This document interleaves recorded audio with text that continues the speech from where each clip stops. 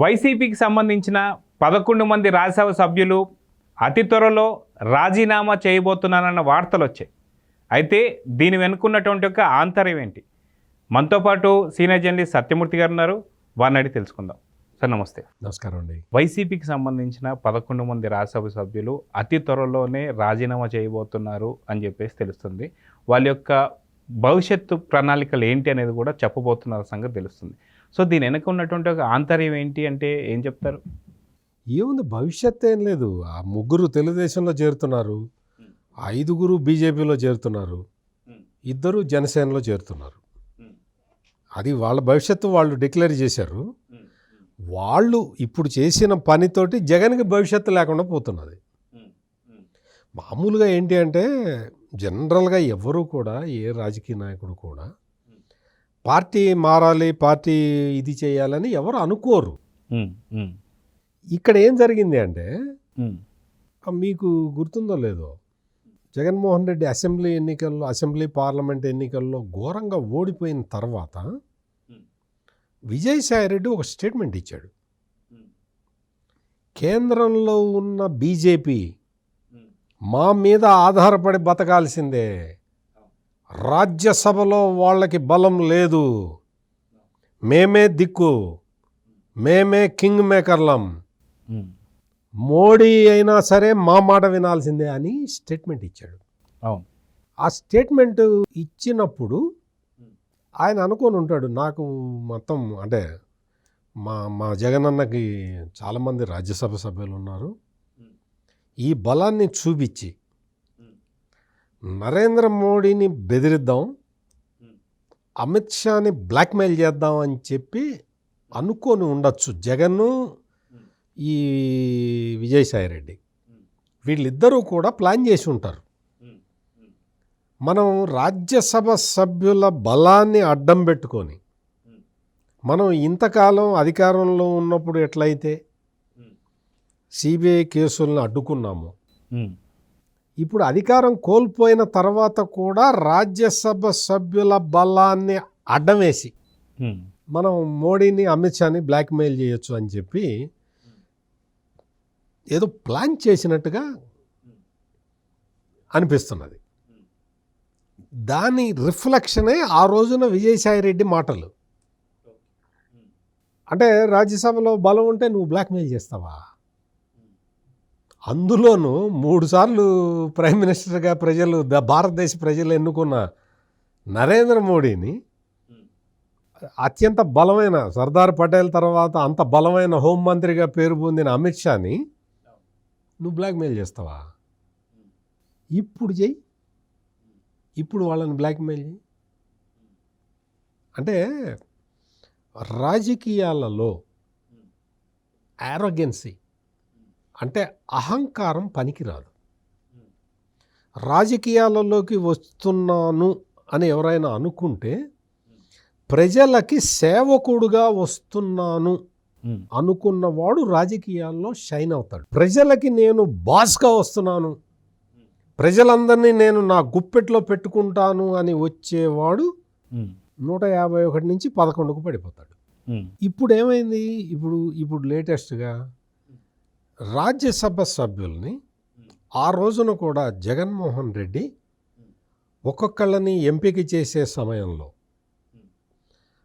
Party లేకపోతే పార్టీకి సంబంధించిన ఐడియాలజీని ముందరికి తీసుకెళ్లేవాళ్ళు, ఇటువంటి వాళ్ళు కాకుండా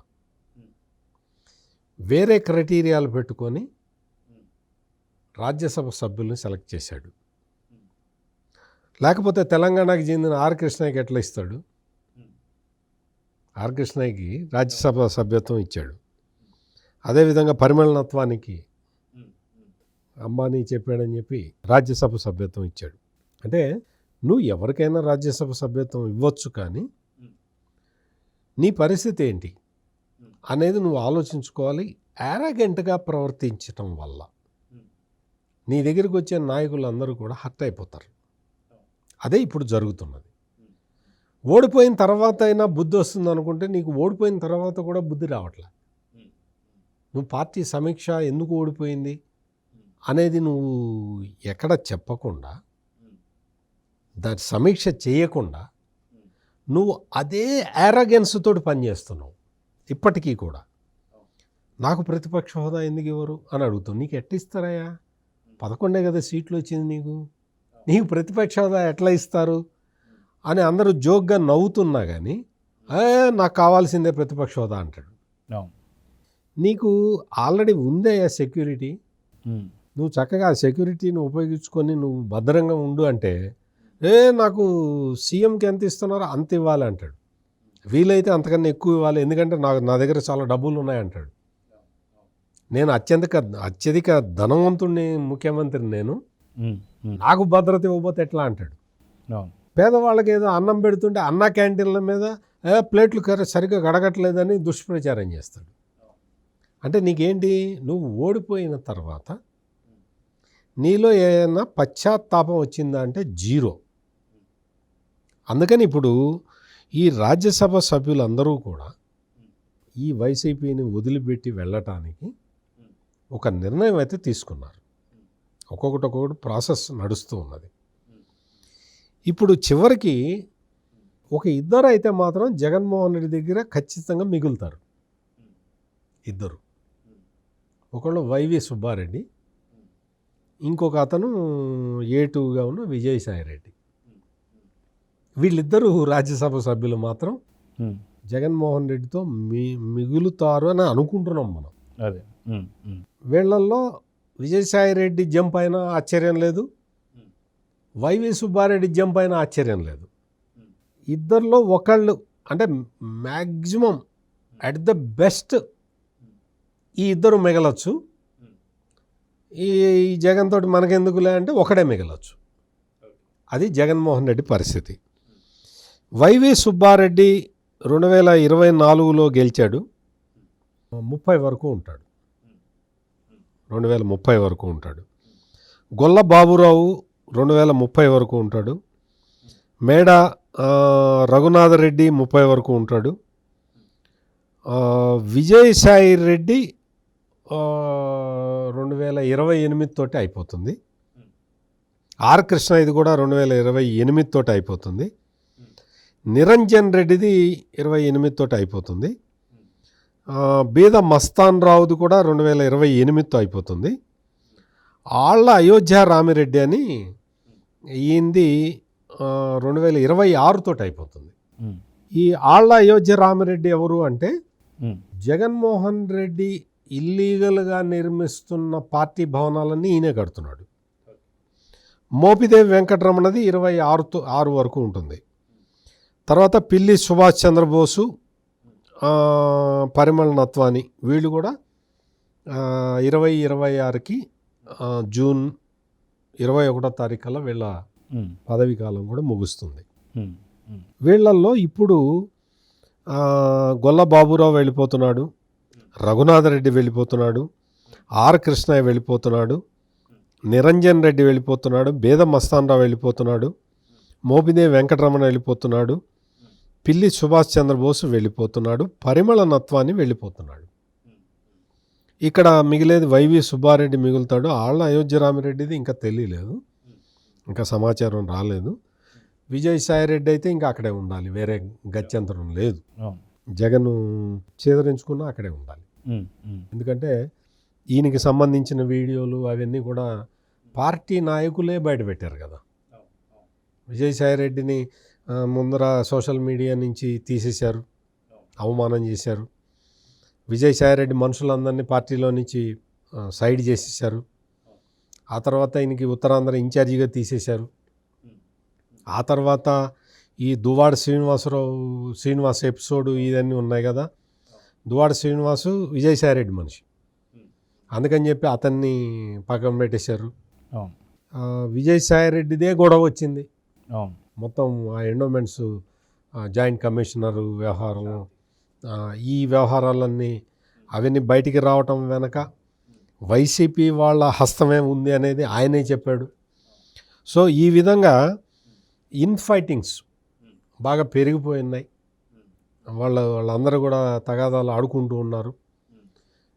జగన్మోహన్ రెడ్డి ఏదన్నా వాళ్ళందరినీ కూర్చోబెట్టి అన్న అట్లా కాదన్నా ఇట్లా కాదన్నా అని ఏదన్నా చెప్తాడేమోనని చాలామంది వెయిట్ చేశారు.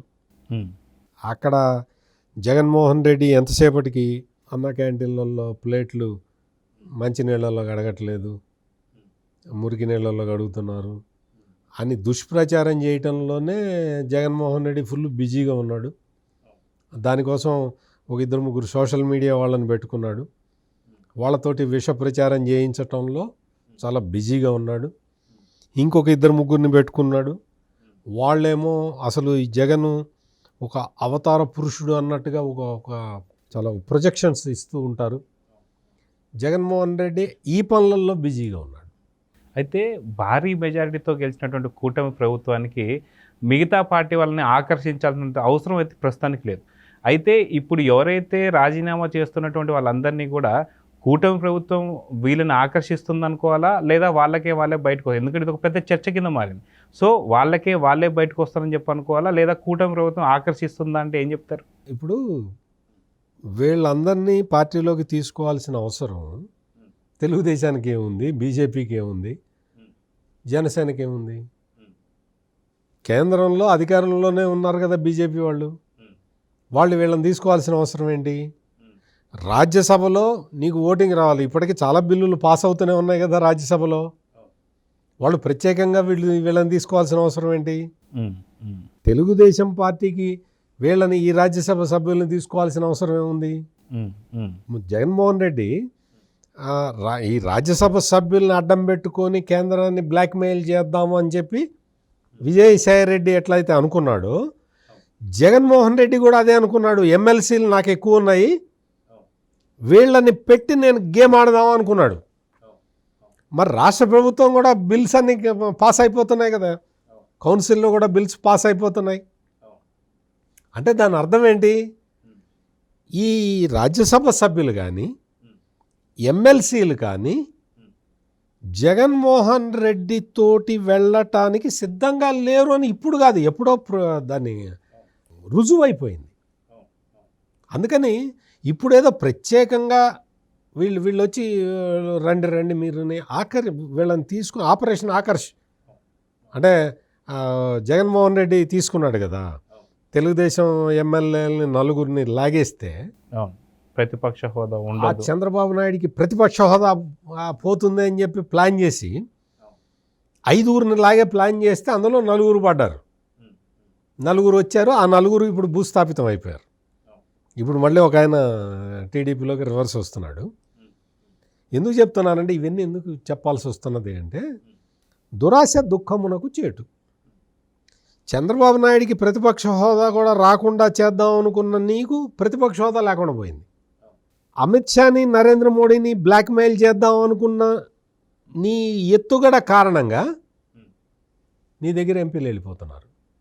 ఇది నువ్వు చేసుకుంటున్న స్వయంకృతాపరాధమే తప్ప వేరే వాళ్ళు చేసిన పని కాదు. సో మొత్తానికి ఇక్కడ చూసుకుంటే ఎక్కడ కూడా ఆపరేషన్ ఆకర్ష్ అంటూ లేదు. కానీ రేపొద్దున జగన్మోహన్ ఇదే విధంగా ఆపరేషన్ ఆకర్ష్ చేశారు అని చెప్పి అని మళ్ళీ విషప్రయోగం చేసే అవకాశం ఉందనుకుంటా. ఏం ప్రచారం చేస్తాడు? ఇప్పుడు కౌన్సిల్ మెంబర్లు ఆల్రెడీ తెలుగుదేశం వైపు బిల్లులకి ఓటేస్తున్నారు. రాజ్యసభలో ఆల్రెడీ వీళ్ళందరూ కూడా బీజేపీతో టచ్లోనే ఉన్నారు. ఇప్పుడు అసలు ఇంత రాజ్యసభ మెంబర్లు ఎమ్మెల్సీలు దాకా ఎందుకు? ఏలూరు మున్సిపల్ చైర్పర్సన్ కూడా వచ్చి తెలుగుదేశం పార్టీలో చేరిందామా, నూర్జహాన్ అని. మరి ఆమె ఎందుకు చేరింది? చాలా జిల్లాల్లో ఈ వైసీపీ వాళ్ళందరూ మొత్తం వచ్చి తెలుగుదేశంలో చేరుతున్నారు. హిందూపురంలో కూడా చేరికలు మొత్తం అన్ని చోట్ల అట్లాగే ఉన్నది. మరి వీళ్ళతోటి ఏం పని? గవర్నమెంట్కి ఏం పని? ఎందుకు అంటే వీళ్ళందరూ కూడా జగన్మోహన్ రెడ్డి వైఖరితోటి విసిగిపోయి ఉండటం వల్ల ఈ నిర్ణయాలు తీసుకుంటున్నారు. జగన్మోహన్ రెడ్డి ఎప్పుడైనా పిలిచి మాట్లాడా వీళ్ళని? ఈరోజు మీరు చూడండి, చంద్రబాబు నాయుడు పొద్దున్న లేస్తే పార్టీ లీడర్లతో మాట్లాడతాడు, ప్రజలతోటి మాట్లాడతాడు, మంత్రులతోటి మాట్లాడతాడు, అధికారులతోటి మాట్లాడతాడు, అందరితోటి ఆయన మాట్లాడుతూనే ఉంటాడు. ఈయన ఎప్పుడన్నా మాట్లాడా? సజ్జల రామకృష్ణారెడ్డిని పంపించి నువ్వు మాట్లాడు అంటాను తప్ప. అందుకని ఈ తిరుగుబాటు వస్తున్నది తప్ప కూటమి ప్రభుత్వానికి కేంద్రంలో కానీ రాష్ట్రంలో కానీ వీళ్ళందరినీ ఏదో ఆపరేషన్ ఆకర్ష్ పెట్టి వీళ్ళందరినీ దగ్గరికి తీసుకోవాల్సిన అవసరం లేదు. జగన్మోహన్ రెడ్డి నిరంకుశ వైఖరికి వ్యతిరేకంగా వీళ్ళందరూ తిరుగుబాటు చేసి వస్తున్నారు. అంటే మొత్తానికి ఫారెన్ ప్రయాణం అయితే మొదలు పెడుతున్నాడు. ఫారెన్ నుంచి రిటర్న్ వచ్చే లోపల పూర్తిగా పార్టీ భూస్థాపితం కాబోతున్న వార్తలు అయితే చాలా పెద్దగా ప్రచారం జరుగుతున్నాయి. నిజంగా వచ్చే లోపల పూర్తిగా పార్టీ భూస్థాపితం అయిపోతుందా అంటే ఏమంటారు? చెప్పలేము, అసలు ఆయన వస్తాడో రాడో కూడా తెలియదు కదా. వెళ్ళనైతే వెళ్తున్నాడు, చూద్దాం ఏం జరుగుతుందో. సో చూద్దాం సార్, మొత్తానికి వైసీపీ పార్టీ ఉంటుందా ఉడుతుందా అంటే ఎలాంటి సమాధానం దొరుకుతుందో కాలమే నిర్ణయించాలి. నమస్తే. నమస్కారం అండి.